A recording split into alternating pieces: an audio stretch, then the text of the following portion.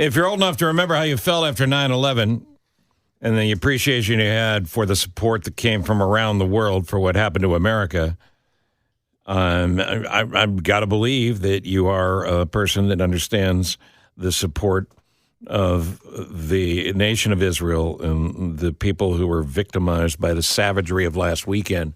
Here in Chicago alone, we have hundreds of thousands of Jewish families.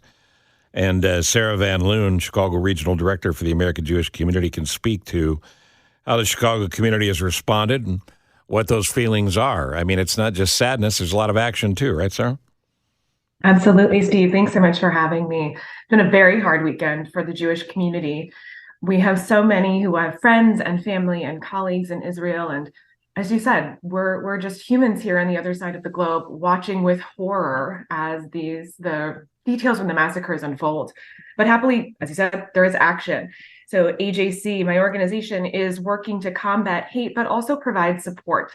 So we have worked to create a fund for direct Israeli humanitarian needs at ajc.org. We're also working with Congress to pass a bipartisan resolution that's focusing on condemning Hamas and showing support for Israel.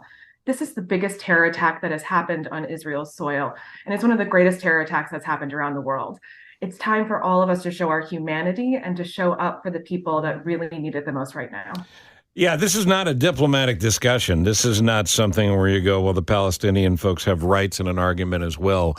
That is not even a parallel line. That's a completely different discussion about whether or not the basis on which the Palestinian territories have been created and continue to exist, whether that's right. Talk about it politically all day long. Figure it out politically. Mm-hmm. But this is abject terrorism. This is just cowardice and terrorism. 1,000%. Hamas does not care about Israeli or Palestinian citizens. They are a terror group. The U.S. is designated as a terror group. This is not just someone's feelings. A number of countries around the world has. And the people of Gaza are also suffering because of Hamas. But we're talking today about Israeli citizens under attack from terrorists. How would any other country respond to defend its citizens? And even outside of defending its citizens, I think about the support from around the world. It should not be difficult to condemn terrorism. Full stop. Right. Sarah, I know you've been at the forefront of this since this happened over the weekend. You've been on the phone with your colleagues in Tel Aviv. What are you hearing? I know a lot of people from the Chicago area are waiting to hear from loved ones or friends or family members who are over in Israel. What are you hearing? We're just hearing about the immense shock.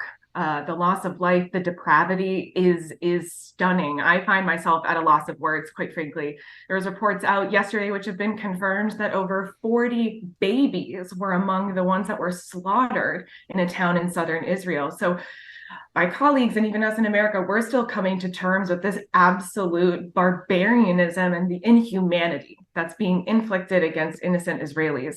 Our colleagues on the ground are describing how the Israeli community is traumatized.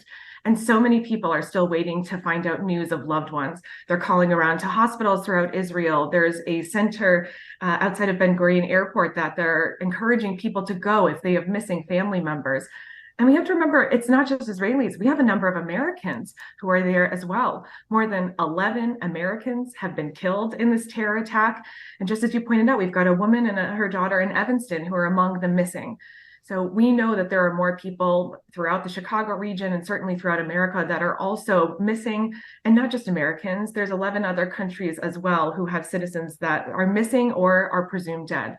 It's a very, very tough time. And Nick Gale, I think that number of confirmed Americans killed, wasn't it up to 14 now? Yeah, I think it did go up. So, and you know, we would not be surprised if it goes higher than that. It's not like we haven't been affected by this, let alone our longstanding and permanent agreement as the number one ally and backer of Israel. The politics get in the way of this, obviously, but one thing that happened after 9/11 was a unity, although it was brief, that happened here. When you speak to folks there, are they unified behind the government? I'm not so sure if they're aligned behind whatever particular policies of Netanyahu, but the people of Israel are united. They have come together because we have to heal, and we have to continue finding the missing. We have to try and do everything that we can to get the innocent hostages out of Gaza. And we still have so many injured, still more than 3,000 individuals injured, many of them critically. So people are coming together. They're trying to rebuild. And they're also trying to find some semblance of peace after this horrific terror attack. Sarah, an estimated 400,000 Jewish people live in the greater Chicagoland area and the city proper as well. What can we do? What can they do just to show support for what's happening? I think one really simple way that our community here, a broader Chicago community, can show the Chicago Jewish community support is by reaching out. Even a simple text message to your neighbors to say, I'm thinking about you. How are you holding up? I can't tell you how much that makes a difference when my non-Jewish friends reach out to me just to say, I'm checking in on you. This is horrific. What can I do? You can also show support by reaching out to your mayors and elected officials and have them publicly condemn this attack. We are looking for our leadership here in the Chicago community. And happily, we've seen that from a number of elected officials. Showing more support will help. Contributing to humanitarian efforts in Israel is another critical way. The Jewish United Fund, American Jewish Committee, the Jewish Agency for Israel. There's a number of great organizations that have trusted on the ground groups that we are sending frontline humanitarian needs to and humanitarian resources. I know they're also looking for medical personnel. So there's a lot of different ways to be able to help, from the small to really large actions, lots of ways for people to get plugged in. I would assume congregations will be larger than ever when synagogues open their doors for weekend worship. Is there anything you're aware of that you wanted to publicize in regards to that? Or if not, maybe get back to us if you do hear? Absolutely, get back to you. I mean, this is one of the things about being Jewish in America, that even though we want to be together, and there were hundreds of us together in Glencoe yesterday at the Federation rally, and we had so many of our non-Jewish friends and community members and elected officials there, that was very healing to be together. But also, we know that being at synagogue is a risk for us. For the Jewish community in America, we have to take immense security measures.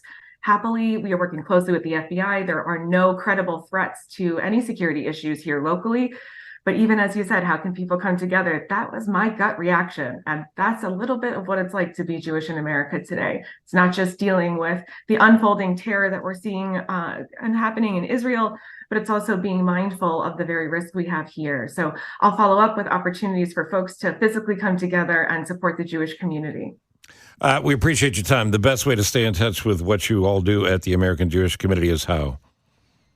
AJC.org. And you can see vetted organizational links there to help. God bless you and your family and the Jewish people. God bless all of us. I mean, it was an incredibly difficult time, but it's time for all of us to step up. Pause for prayer and step up and make things better tomorrow, not worse. Sarah Van Loon, thank you. Thanks, Sarah. Thank you so much.